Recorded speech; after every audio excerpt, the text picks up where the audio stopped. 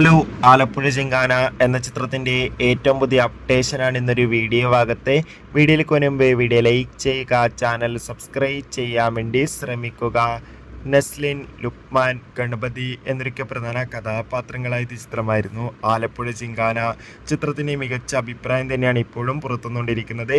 അതുകൊണ്ട് തന്നെ എല്ലാ സിനിമാ പ്രേമികളും ഒരേപോലെ ആലപ്പുഴ ചിങ്കാന എന്ന ചിത്രത്തിൻ്റെ ഓരോ അപ്ഡേഷനും അറിയാൻ വേണ്ടി ഏറെ ആകാംക്ഷയോടെയാണ് കാത്തിരിക്കുന്നത്.